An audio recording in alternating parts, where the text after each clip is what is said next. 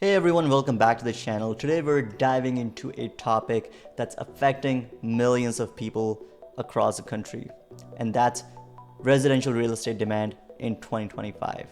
So the market has gone through some wild swings in the last couple of years. Low interest rates, bidding wars, skyrocketing home prices, and then, well, a major cool down. But what's really happening now? Is demand falling, shifting, or just hiding in plain sight? Let's break it all down together, starting with where we've been, where we are, and where things are headed in the long run. So let's rewind for a moment. For decades, real estate worked in a pretty predictable way. When interest rates were low, more people bought homes. When interest rates rose, demand slowed. People lived near where they worked, saved up for a down payment, and aspired to buy a home, often for the long haul. The classic model of home ownership was all about stability, location, and building equity over time. But starting in 2020, everything changed. When the pandemic hit, interest rates dropped to record lows, and people rushed to buy homes. Remote work exploded, which meant that people weren't tied to cities anymore. Suddenly, buyers were moving to suburbs, small towns, and rural areas where they could get more space, fresh air, and a home office. The demand was so intense that homes were flying off market often within hours, and bidding wars were the norm. You'd hear stories of people offering $50,000 or more over asking price just to lock down a property. I remembered a couple in Charlotte who offered $90,000 over the asking price just to beat out 8 other offers and still didn't get the house. Then came the correction. In late 2022 and into 2023, the Federal Reserve began raising interest rates to combat inflation. Mortgage rates doubled in less than a year, and the average buyer suddenly found that their monthly payment jumped by hundreds, even thousands of dollars. A house that seemed affordable last year was now plain out of reach. Demand didn't just vanish, it just stalled. So here we are in 2025, and what's the deal now? First, let's talk about the interest rate. They're still higher than what people would like, hovering around 6.5% to 7%, but they've stabilized, and that's given some buyers the confidence to jump back in.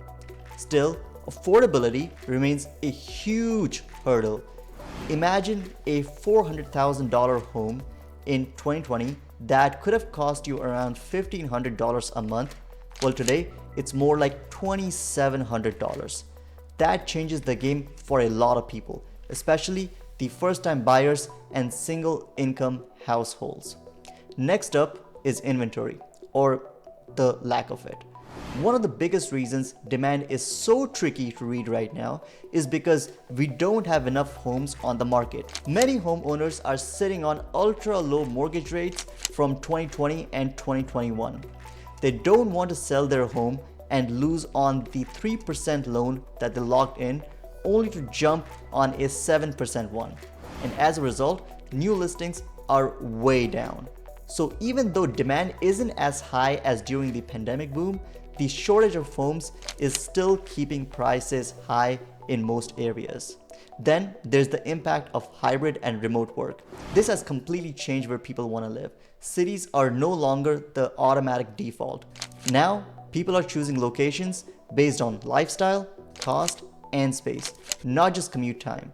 A couple working in tech might leave San Francisco and buy a cozy lakefront in Michigan, or a family might leave New York and settle in North Carolina for more space and better schools.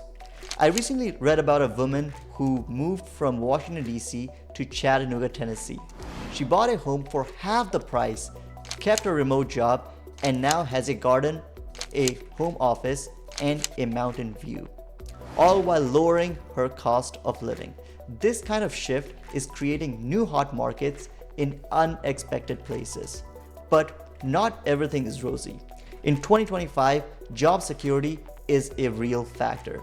Layoffs in tech and media, rising food and utility costs, and general economic uncertainty have caused a lot of people to hit pause on home buying. A lot of folks are extending leases, moving back in with parents, or just simply waiting it out. That doesn't mean they don't want to buy, it's just that demand has been delayed. Also, people's expectations of homes have changed. Buyers are looking for functionality, flex spaces, home gyms, and energy efficient features and outdoor areas. A boring 3-bedroom apartment in a prime zip code isn't enough anymore.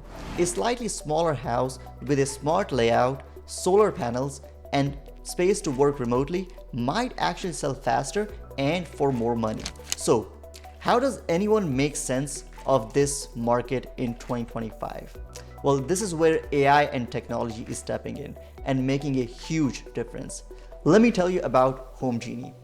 HomeGenie is a smart real estate platform that helps buyers discover homes that truly match their lifestyle by learning their preferences as they browse.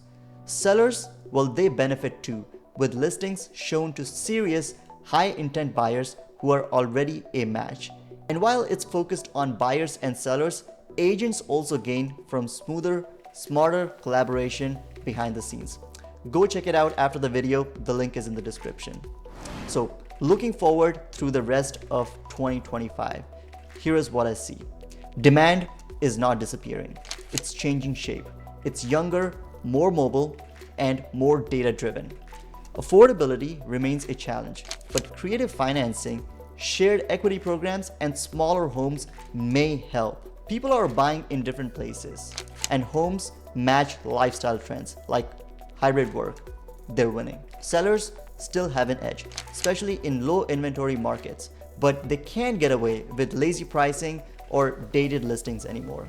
And lastly, AI-powered tools like HomeGenie will continue to play a big role into making home ownership more accessible and less stressful. So that's the big picture on residential real estate demand in 2025. It's complicated, I know, but it's also evolving, and it's full of opportunity if you know where to look and have the right tools in hand. If this has cleared things up, give this video a like and subscribe to the channel for more breakdowns like this one. Let me know in the comments what you're seeing in your area. Are you planning to buy, sell, or just watching from the sidelines? I'd love to hear your story as well. And this is Shubham signing off. I'll see you in the next one.